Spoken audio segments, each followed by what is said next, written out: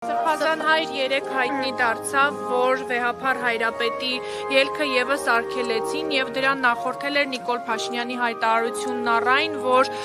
ընկել են Էջմիածնի գանձերի հետևից, մտադրություն ունեն կաթողիկոսությունը Հայաստանից դուրս տեղափոխելու, բայց եւ իրենք դա թույլ չեն տալու եւ եթե անհրաժեշտ լինի, լրացուցիչ միջոցներ կկենտրոնացնեն։ Ձեր մեկնաբանությունը, ասում են կաթողիկոսությունն ուզում եք տեղափոխել Հայաստանի Հանրապետությունից, ընկել եք Էջմիածնի գանձերի ետևից։ Էջմիածնի գանձերը մեզ հետ են այլևս։ Եվ եթե Էջմիածնի գանձերը մենք կարող ենք Հայաստանից դուրս հանել, ուրեմն Հայաստանում պետություն չկա, չի կարող հսկել ոչ իր սահմանները, ոչ իր մաքսատները, դա ինչի մասին է խոսում։ Եվ ի վերջո շատ լավ գիտեք պատմությունից, որ 1441-ից երբ վերստին Մայրաթոռը վերադարձավ Հայաստան, 700 տարի է Հայաստանում է եւ հավիտենաբար Մայրաթոռը լինելու է Հայաստանում։ Եթե նույնիսկ ոմանց պատճառով Հայաստանի Հանրապետությունը չլինի։ Երբևէ Մայրաթոռը հայ հոգևորականը եւ հատկապես ամենայն հայոց կաթողիկոսը Հայաստանը չի լքի։ Եվ ասում են ելքը, քանի որ փակվել է կաթողիկոսի, այնուամենայնիվ եպիսկոպոսած ժողովը տեղի է ունենալու թե ոչ, եւ արդյոք կաթողիկոսի բացակայությամբ տեղի կարող է ունենալ եւ ինչպես կարող է ունենալ։ Ասեմ ձեզ, բոլորիդ քաչ հայտնի է, որ 3 ամենայն հայոց կաթողիկոսին էլ շինծու քրեական վարույթի հիման վրա երկրից դուրս գալու արգելք դրեցին, ինչպես որ գրեթե 2 շաբաթից ավել առաջ Գերագույն հոգևոր խորհրդի 6 անդամ եպիսկոպոսների, արքեպիսկոպոսների վրա, նույն այդ վարույթի հիման վրա, որոնցից մեկը ես եմ։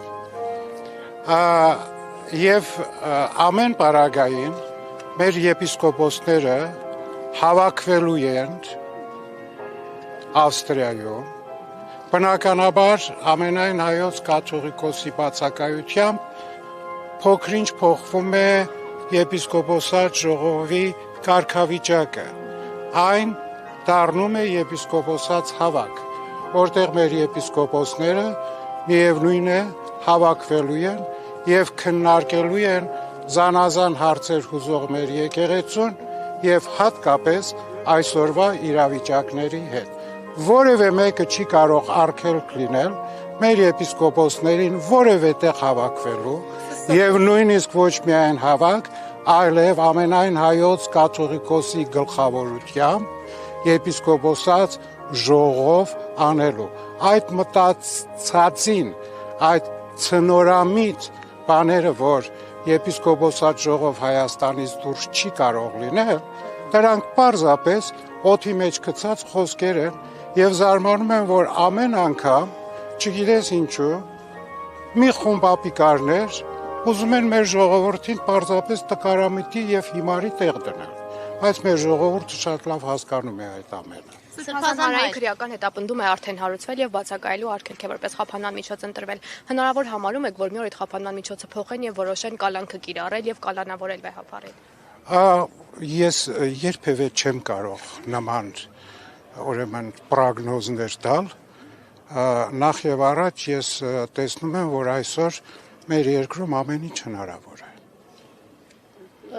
Միայն թե լինի ոմանց քաղաքական կամքը։ Սրբազան հայր, կա արդյոք հայտարարություն այն գործարարների, որոնք ամեն տարի միլիոնավոր դոլարների նվիրատվություններ են անում ի պայծառություն Մայրաթոռի, Սուրբ Էջմիածնի, վարչապետի հայտարարություններին հակադարձող հայտարարություն կա։ Վարչապետի հայտարարություններին բնավ հակադարձել անիմաստ է, որովհետև այդ մարդը մեր ազգի մեծագույն բարերարներին Հայաստանի թշնամի ու գողավազակ է հայտարարում։ Եվ կարծում եմ, ով իր վրա այդ կարող է առնել, նա էլ պիտի հակադարձի, որովհետև գիտեք, ամեն անհետ բանի պետք չունի հակադարձել։ Այդ մարդկանց ճանաչում է ողջ ազգը եւ շատ լավ գիտի, թե նրանք ինչ նվիրվածությամբ են մշտապես եղել ոչ միայն եկեղեցու, այլև Հայաստանի Հանրապետության համար ինչեր են արել։ Դրա համար երևի օրը կգա, որ այդ մարդկանցից պետք կլինի ներողություն խնդրել։ Սրբազան Նիկոլ Փաշինյանը նաև ասում է, որ իրենք տեղեկություններ ունեն, որ հայ առաքելական եկեղեցու միջոցով գումարներ է գալիս եւ այստեղ քաղաքական նպատակներով է օգտագործելու։ Ինչպես կարձագանքեք։ Արձագանքելու բան չկա, սիրելիներս, նորից էլի ասում եմ, ձեզ ու մեզ հիմարի տեղ են ուզում դնել եւ իրենց քաղաքական հայտարարություններով շատ կարեւոր մի ժամանակաշրջանում պիտի անպայմանորեն այն հեղինակությունները, որ գոյություն ունեն Հայաստանում, ինչ որ ձևով նսեմացվեն եւ նեյտրալացվեն։ Ես չգիտեմ, թե այդ հայտարարությունը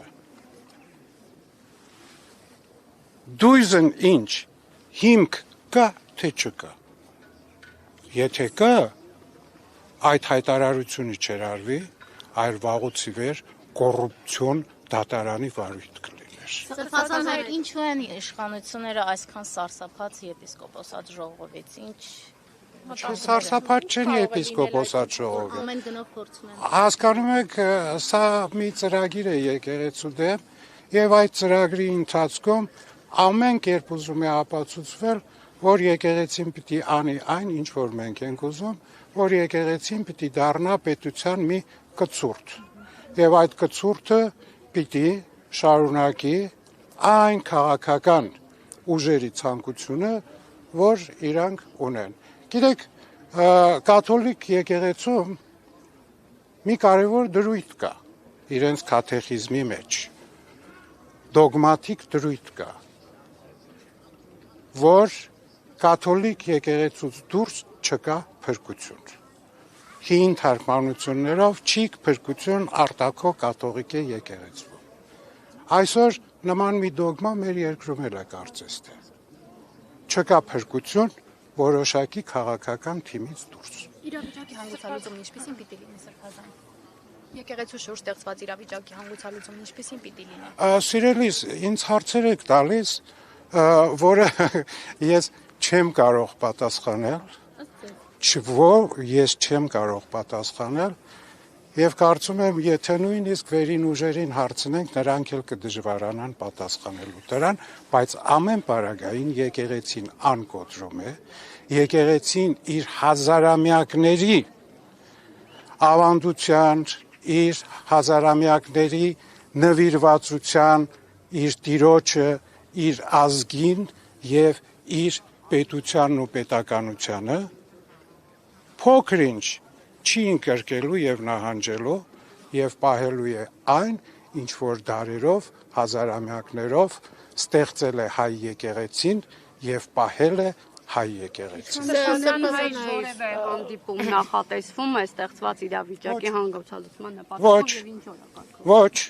որովհետեւ իշխանությունները մեկ օրակարգ ունեն ընդամենը։ Փոխելու ամենայն հայոց կաթողիկոսին, որը իրենց իշխանությունից դուրս է ընդհանրապես սահմանադրությամբ, օրենքով եւ բոլոր տեսակի օրենքներով։ Սրբազան հայր, այս ընթացքում ներողություն եմ խնդրում, այն 10 եպիսկոպոսները, ովքեր միացել են Նիկոլ Փաշինյանին, քայլ արել են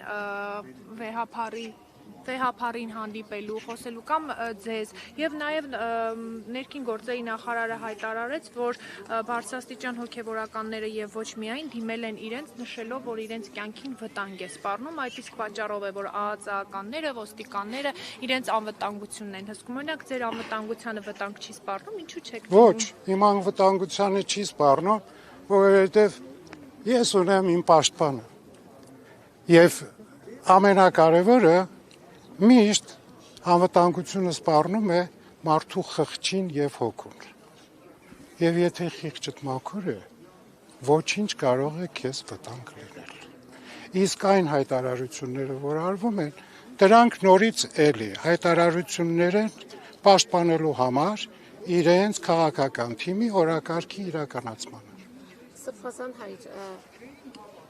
Սրբազան հայտ եպիսկոպոսած ժողովը ասացի,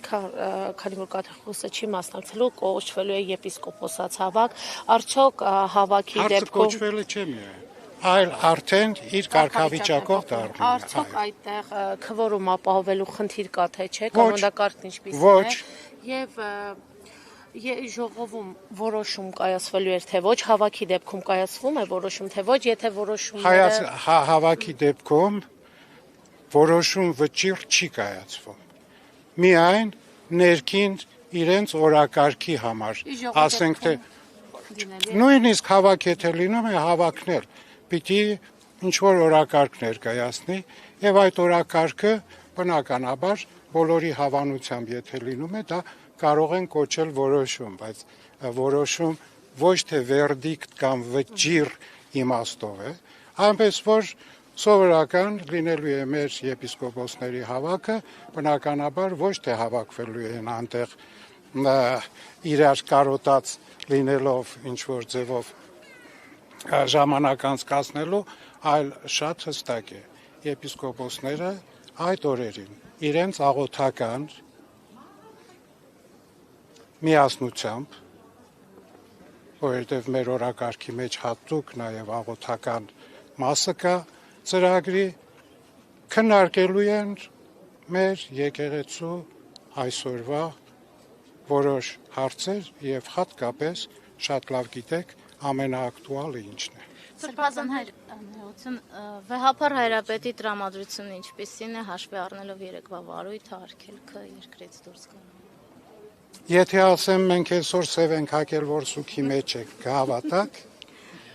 Բնականաբար գիտեք, բաներ կան, որոնց որ վերաբերվում է պարզապես լավ էդ էլ արեցիք հետո։ Սրբազան կարծում եմ հարցերը սպառվում Ես էլ եմ կարծում, ինձ հետ շատ են սիրում շփվել, բայց ամենայն դեպս։ Սրբազան հայր Ադրբեջանի հոգևոր առաջնորդն էլ էր անդրադարձել վեհապար հայրապետին, նշելով, որ նրանք պահանջում են գերիների վերադարձ, պատանդարված